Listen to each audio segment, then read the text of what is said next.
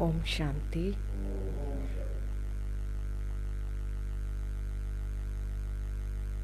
आज बाबा ने कहा, मीठे बच्चे तुम रूप बसंत हो। तुम रूप बसंत हो। तुम्हें बाप की याद में भी रहना है तो ज्ञान रत्नों का बीज भी बोना है। तुम रूप बसंत हो। तुम्हें बाप की याद में भी रहना है तो ज्ञान रत्नों का बीज भी बोना है।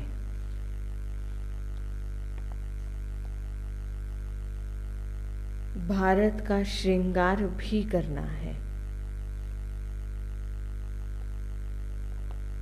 भारत का श्रृंगार भी करना है।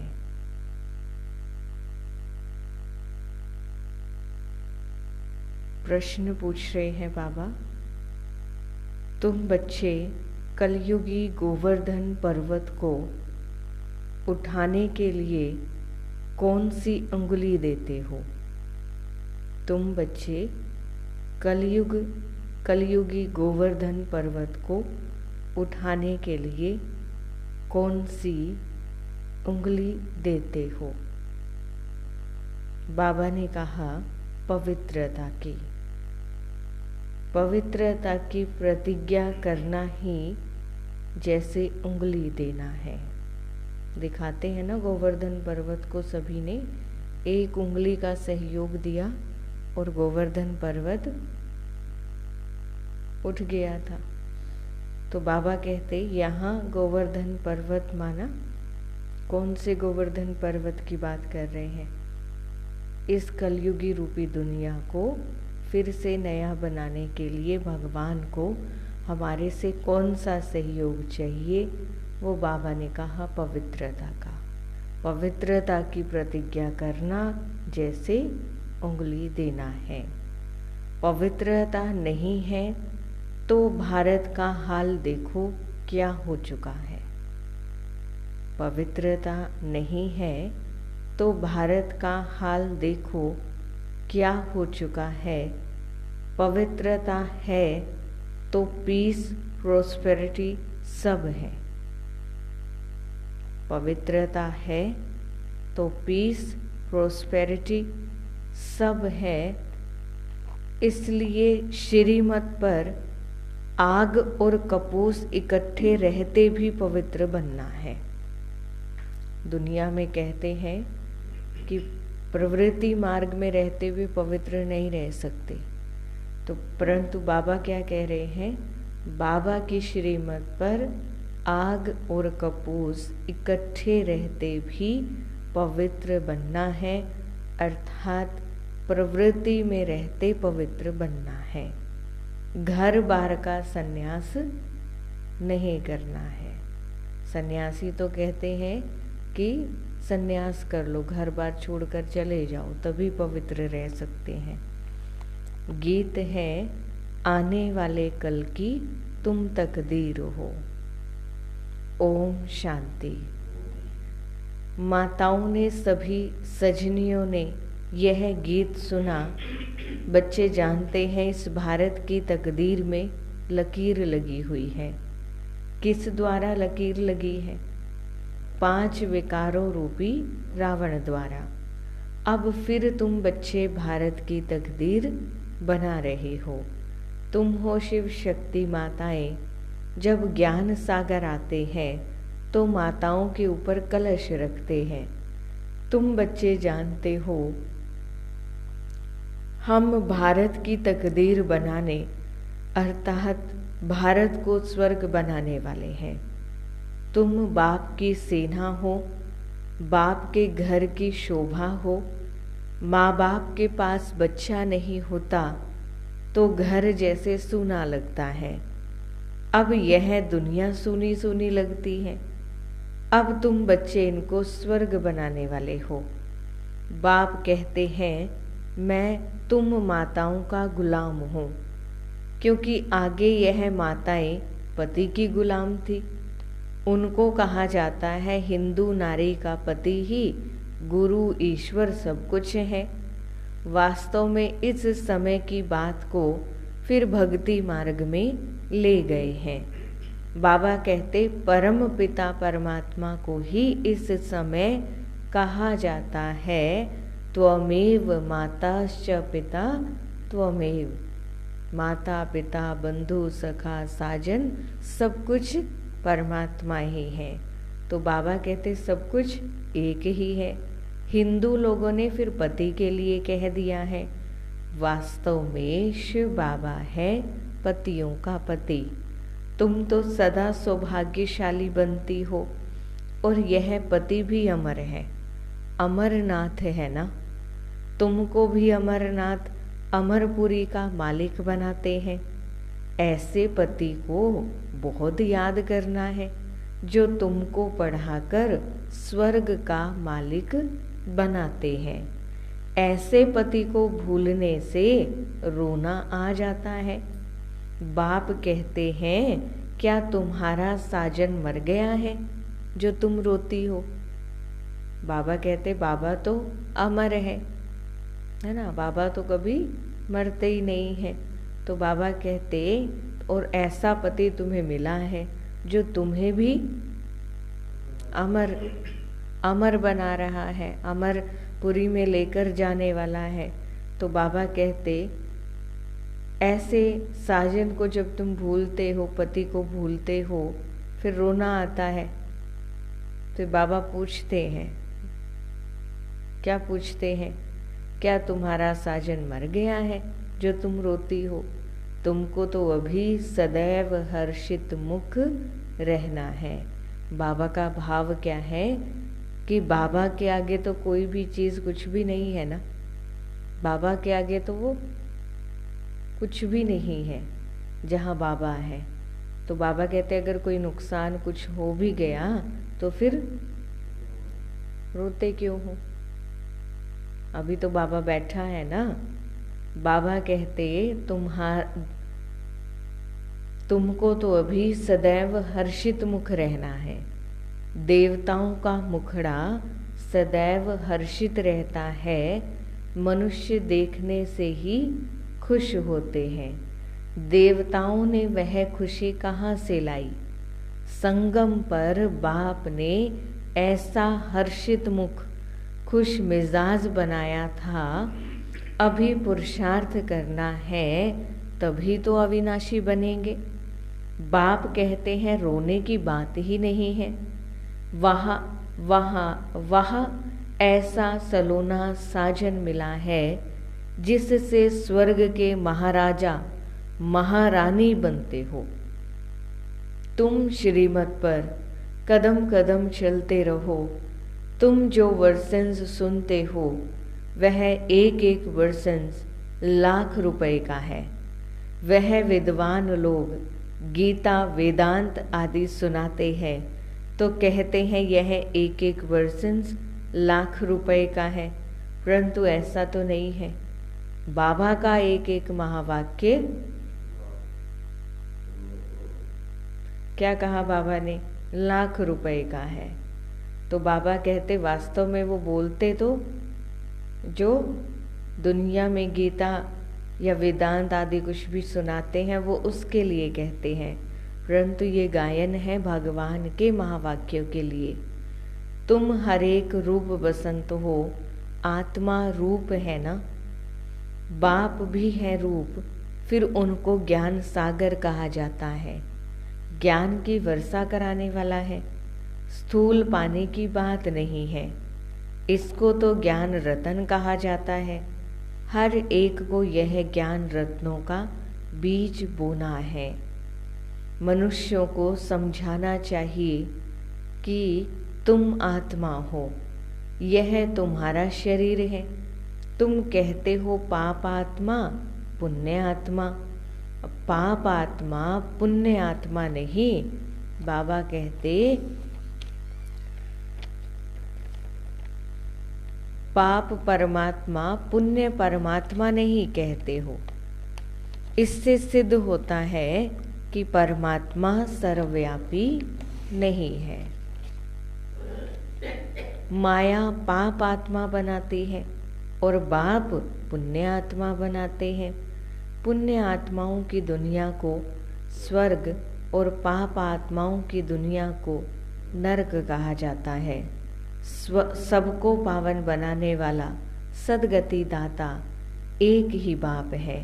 बाबा कहते, तो तुम बच्चे इस बेहद के घर के श्रृंगार हो, तुम्हें भारत का श्रृंगार करना है। वैकुंठ को वंडर ऑफ द वर्ल्ड कहा जाता है ना। मनुष्य 7 जिस्मानी वंडर्स दिखाते हैं, वह तो है मनुष्य के बनाए हुए। वास्तव में वंडर ऑफ द वर्ल्ड है वैकुंठ, जहाँ सब आत्माएं सदा सुखी रहती हैं। गाते भी हैं फलाना स्वर्गवासी हुआ, परंतु जब तक बाप ना आए तब तक वहाँ कोई जा नहीं सकता। अब तुम बच्चे जानते हो, हम वैकुंठ में जाते हैं। वह जिस्मानी वंडर्स आँखों से देखने के हैं। तुमको तो वैकुंठ में जाकर अथाह सुख भोगना है, वहाँ रोने की बात ही नहीं है। बाप कहते हैं, तुम परमपिता परमात्मा की सजनी हो तो क्यों रोती हो। बाबा कहते, शायद साजन को भूल जाती हो। बाबा आत्माओं से बात कर रहे हैं कि रोना कब आता है, जब साजन को भूल जाती हो। साजन को भूल जाना माना उनसे विदाई लेना।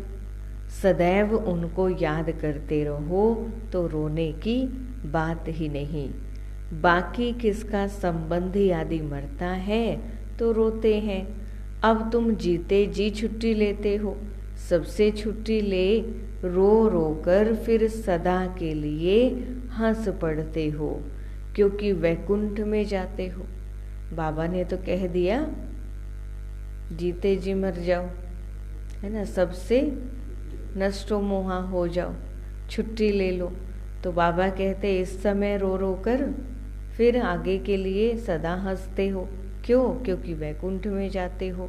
वैकुंठ में तो सदा सदा ही हंसना है, सुखी है, खुशी है।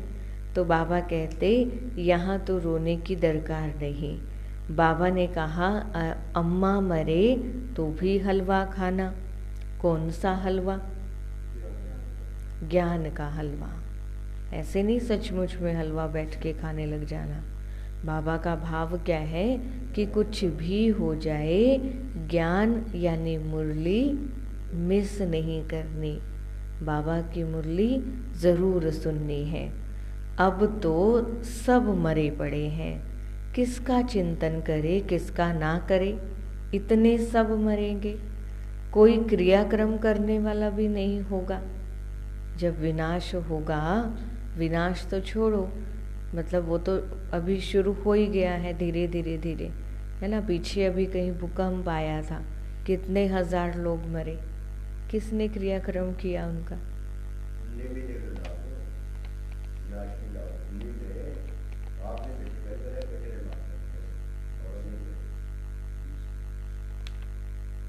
तो बाबा कहते जापान में बम से इतने मरे, फिर किसने क्रियाक्रम किया? क्रियाक्रम करने वाले भी मर जाएंगे। यह तो भक्ति मार्ग की रस्म रिवाज है। सतयुग में ऐसी बातें नहीं होती, वहाँ तो अथाह सुख है। मोहजीत राजा की कहानी भी वहाँ की है। तुमने जन्म जन्मांतर यह कथा सुनी है। अब बाप कहते हैं जो खुद सुना है वह भूल जाओ। अब सब बाप से सुनो। Hear no evil, see no evil, talk no evil.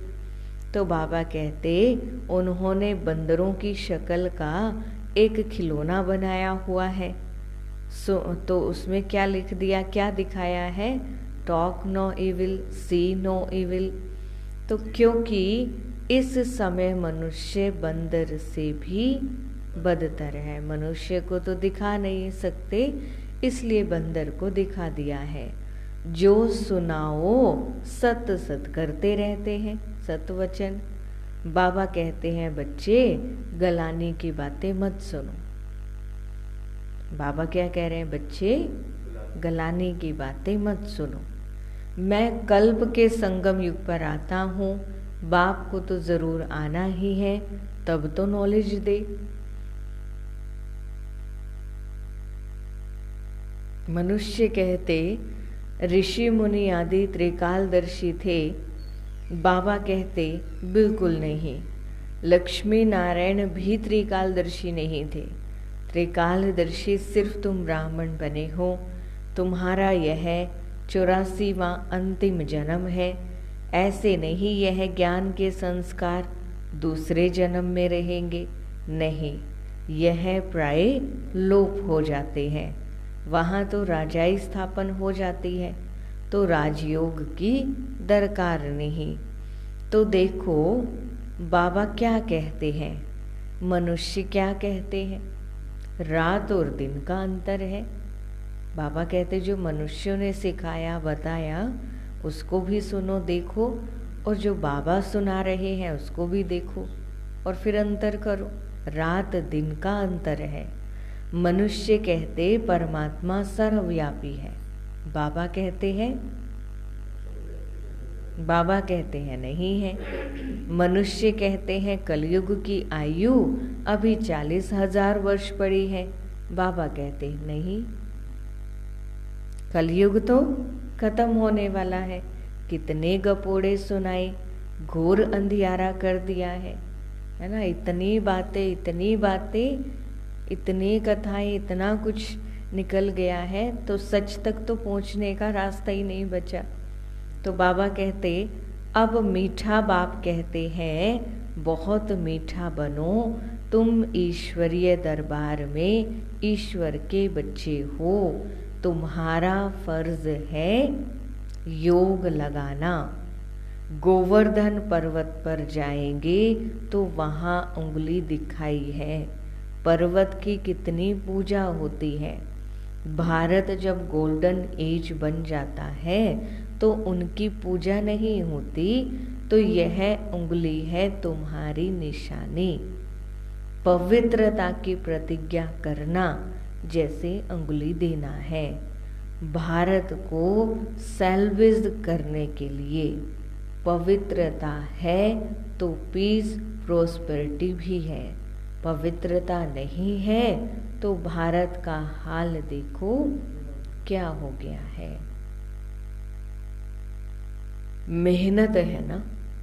सन्यासी कहते आए आग और कपूस इकट्ठे नहीं रह सकते, शास्त्रों में ऐसा है, परंतु तुम सन्यासियों को कह सकते हो कि हम कैसे आग और कपूस इकट्ठे रहते भी पवित्र रहते हैं। सन्यासियों को श्रीमत थोड़ी ही मिलती है, हम तो अब बाप की श्रीमत पर चलते हैं। उनको मिलती है शंकराचार्य जी की मत, यह है शिवाचार्य की मत।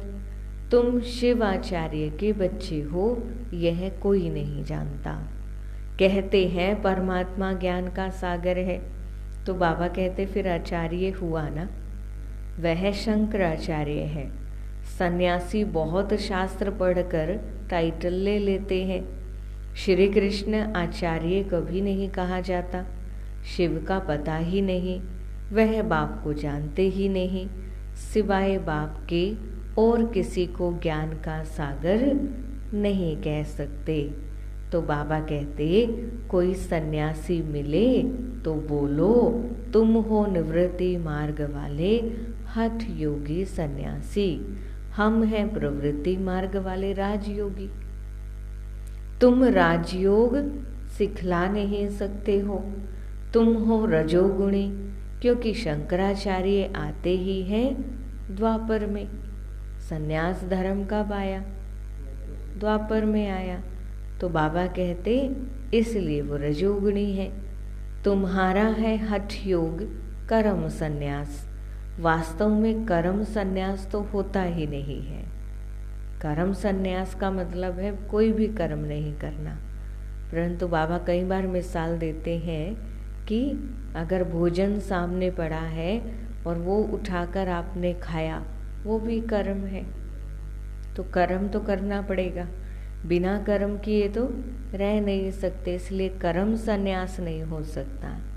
तो बाबा कहते अब तुम बच्चों को डायरेक्शन ही कुछ और मिलता है। मनुष्य चाहते हैं शांति में रहे। बोलो अच्छा, अपने को इन ऑर्गन्स से डिटैच कर दो, अपने आप को आत्मा समझो। ये ऑर्गन्स भी मेरे नहीं है, ये शरीर मेरा नहीं है। परंतु सिर्फ डिटैच करने से ही फायदा नहीं होगा। डिटैच होकर किससे अटैच होना है? बाबा से। तो बाबा कहते डिटैच होकर फिर मुझे याद करो, तो मूल वतन में साइलेंस में रहते हैं। फिर सूक्ष्म वतन में है मूवी। डिटैच होकर फिर मुझे याद करो, तो बाबा कहते फिर विकर्म विनाश होंगे। शांति तो तुम्हारे गले का हार है, आत्मा का स्वधर्म है शांति। हम आत्माएं मूल वतन में साइलेंस में रहती हैं। फिर सूक्ष्म वतन में है मूवी, यह है टॉकी स्थूल वतन। यानी बाबा क्या बता रहे हैं कि यहाँ हम बोलते हैं, क्यों? बोलने के लिए शरीर है, ऑर्गन्स हैं आत्मा के पास। फिर आत्मा जब सूक्ष्म वतन में जाएगी तो वहाँ तो लाइट का शरीर है, तो लाइट के शरीर में बोल नहीं सकते, केवल सूक्ष्म भाषा ही यूज करते हैं। वो कौन सी भाषा है? इशारों की, या फिर जिसको कहते हैं संकल्पों की भाषा। संकल्प क्रिएट करते हैं, दूसरा उसको रीड करता है। तो बाबा कहते वहाँ है फिर कौन सी? वहाँ है मूवी। सूक्ष्म वतन में है फिर मूवी, यहाँ है टॉकी स्थूल वतन, और मूल वतन में तो आत्मा है ही शांत स्वरूप। क्यों? क्योंकि वहाँ तो ना लाइट का शरीर है, ना ये स्थूल शरीर है। तो बाबा कहते तुम बच्चों ने साक्षात्कार किया है, बाबा ने जास्ती देखा है, मम्मा ने तो कुछ भी नहीं देखा, कभी भी ध्यान में भी नहीं गई मम्मा। बाबा कहते बाबा ने तो बहुत साक्षात्कार किए, परंतु मम्मा ने तो कुछ भी नहीं देखा, कभी ध्यान में भी नहीं गई। ज्ञान में कितनी तीखी गई, फिर भी ज्ञान में कितनी तीखी गई। यह ध्यान की आश भी नहीं रखनी चाहिए, है ना। कभी बाबा मुझे भी साक्षात्कार कराए, मुझे भी कुछ ऐसा अनुभव हो, तो बाबा कहते ये आश भी नहीं रखनी चाहिए। मम्मा देखो बिगर ध्यान के कितना आगे नंबर लेती है। पहले श्री लक्ष्मी, फिर श्री नारायण, इनके लिए लिखा हुआ है। अर्जुन को विनाश स्थापना का साक्षात्कार हुआ। इस रथ में रथी शिव बाबा बैठ नॉलेज सुनाते हैं। तो बाबा कहते इस रथ को भी नॉलेज उनसे मिलती है, यानी ब्रह्मा बाबा के रथ को भी नॉलेज शिव बाबा से मिलती है। यह खुद भी गीता पढ़ते थे, बहुत कथा करते थे। अब वंडर लगता है शास्त्रों में क्या क्या है। बाप कहते हैं यह पढ़ा हुआ सब भूल जाओ, सुनो नहीं, देखते हुए नहीं देखो। बस हम तो जाते हैं बाबा के घर, स्वीट होम। बाबा कहते कि चाहे कुछ भी सुना है, कितने भी शास्त्र पढ़े हैं, अब सब भूल जाओ। क्यों? अब तो बस ये याद रहे कि मुझे तो अपने बाबा के साथ अपने स्वीट होम में जाना है। ये याद रहेगा ना कि मुझे जाना है, तो फिर वहाँ जाना कैसे है? वहाँ ऐसे तो जा नहीं सकते। जब तक संपूर्ण नहीं बनेंगे, पवित्र नहीं बनेंगे, तो जा सकती है क्या आत्मा? तो जब ये याद रहेगा कि मुझे घर जाना है, तो साथ साथ फिर पुरुषार्थ भी होगा।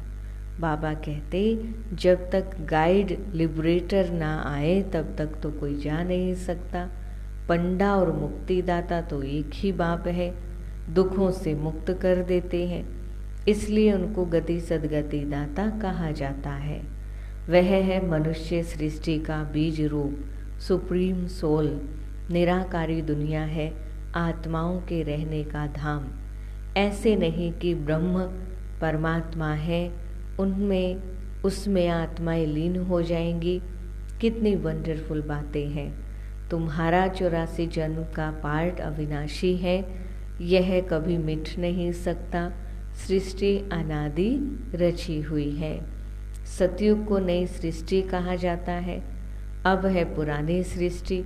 बाकी सृष्टि कोई विनाश नहीं होती। बाप आते ही है पतित सृष्टि को पावन बनाने।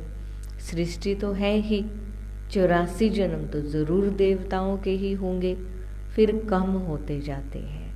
फिर क्रिश्चियन आदि का भी हिसाब निकाल सकते हैं।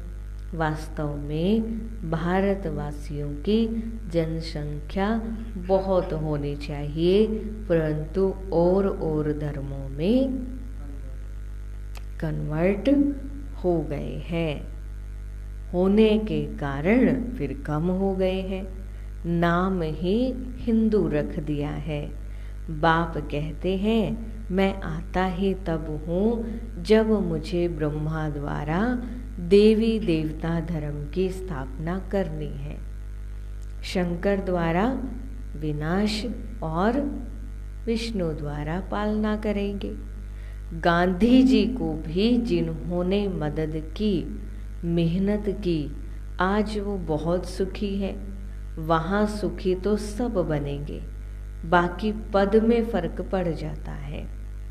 जो बाप की याद में रहते हैं और वर्षे को याद करते हैं वह सूर्यवंशी बनेंगे। कम याद करेंगे तो चंद्रवंशी बनेंगे, नहीं तो फिर प्रजा या दास दासी आदि तो बहुत चाहिए। बाप ने समझाया है योग बल से ही कोई भी विश्व का मालिक बन सकता है। तुम हो योग बल की अहिंसक सेना।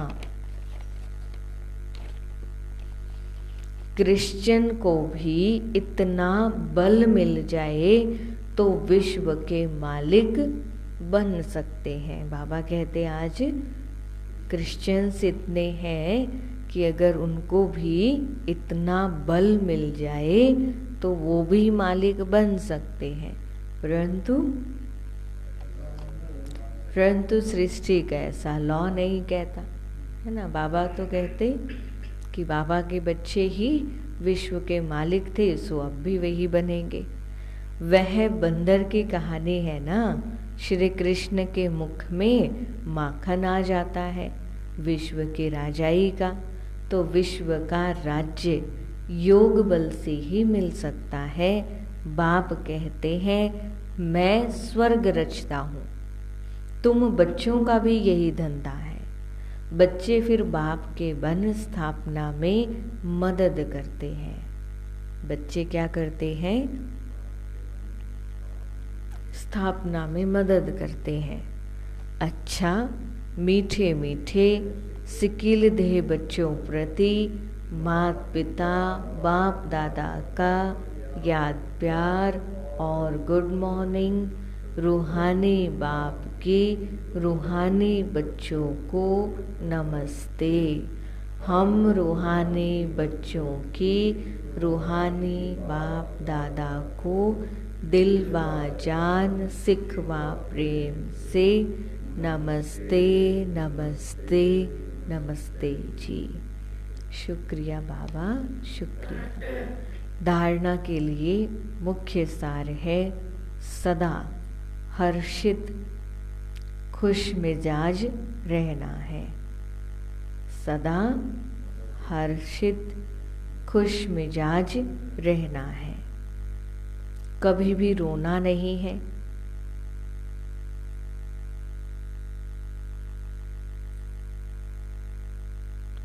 जीते जी सबसे छुट्टी ले लेनी है। जीते जी सबसे छुट्टी ले लेनी है, किसी का भी चिंतन नहीं करना है।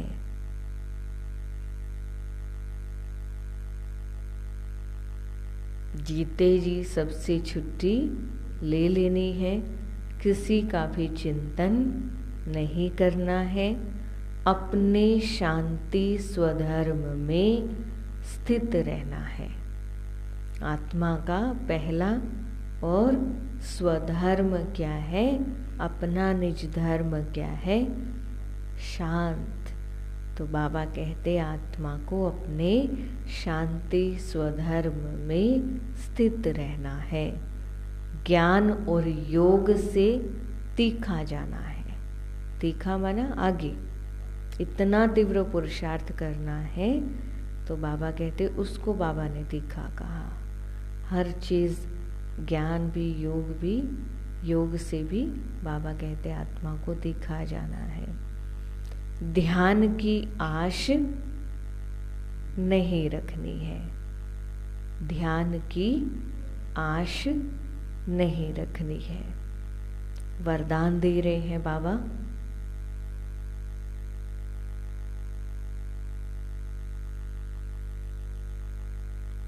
यथार्थ श्रेष्ठ हैंडलिंग द्वारा, यथार्थ श्रेष्ठ हैंडलिंग द्वारा सर्व की दुआएं, हैंडल करना, हैंडलिंग, यथार्थ श्रेष्ठ हैंडलिंग द्वारा सर्व की दुआएं प्राप्त करने वाले, सर्व के स्नेही भाव, सर्व की दुआएं प्राप्त करने वाले, सर्व के स्नेही भाव। बाबा कहते जैसे बाप ने किसी भी बच्चे की कमजोरी को नहीं देखा, हिम्मत बढ़ाई कि आप ही मेरे थे, हैं और सदा बनेंगे। बाबा ने सदा अपने बच्चों की कमजोरी नहीं देखी, हिम्मत बढ़ाई कि आप ही मेरे थे, हैं और सदा बनेंगे। ऐसे फॉलो फादर करो, हर एक की विशेषता को देखते संबंध संपर्क में आओ, हर एक की विशेषता को देखते संबंध संपर्क में आओ, तो आत्माओं से स्वतः आत्मिक प्यार इमर्ज होगा और बाप के साथ साथ सर्व के स्नेही बन जाएंगे। कल भी बाबा ने ऐसा ही वरदान दिया था। तो बाबा कहते क्या करना है, ब्रह्मा बाबा को फॉलो करना है। फॉलो फादर, जैसे बाबा ने हर एक की विशेषता देखी बच्चे की, ऐसे ही हमें भी हर एक आत्मा की विशेषता को देखना है। जहाँ आत्मिक स्नेह है वहाँ सदा सभी द्वारा सद्भावना, सहयोग की भावना स्वतः ही दुआओं के रूप में प्राप्त होती है। जहाँ आत्मिक स्नेह है वहाँ सदा सभी द्वारा सद्भावना, सहयोग की भावना स्वतः ही दुआओं के रूप में प्राप्त होती है। इसको ही रूहानी यथार्थ हैंडलिंग कहा जाता है। बाबा कहते इसको ही रूहानी यथार्थ हैंडलिंग कहा जाता है। स्लोगन है, अपने श्रेष्ठ संकल्पों की एकाग्रता द्वारा अन्य आत्माओं की भटकती हुई बुद्धि को एकाग्र कर देना ही सच्ची सेवा है। अपने श्रेष्ठ संकल्पों की एकाग्रता द्वारा अन्य आत्माओं की भटकती हुई बुद्धि को एकाग्र कर देना ही सच्ची सेवा है। सार क्या सुना आज बाबा से? मीठे बच्चे, तुम रूप बसंत हो, तुम्हें बाप की याद में भी रहना है, तो ज्ञान रत्नों का बीज भी बोना है, भारत का श्रृंगार भी करना है। प्रश्न क्या पूछा आज बाबा ने? तुम बच्चे कलयुगी गोवर्धन पर्वत को उठाने के लिए कौन सी अंगुली देते हो? बाबा ने कहा पवित्रता की। पवित्रता की प्रतिज्ञा करना ही जैसे अंगुली देना है। पवित्रता नहीं है तो भारत का हाल देखो क्या हो चुका है। पवित्रता है तो पीस प्रॉस्पेरिटी सब है। इसीलिए श्रीमत पर आग और कपूस इकट्ठे रहते भी पवित्र बनना है, प्रवृत्ति में रहते पवित्र बनना है, घर बार का संन्यास नहीं करना है। गीत कौन सा सुना आज? आने वाले कल की तुम तकदीर हो। ओम शांति, ओम शांति।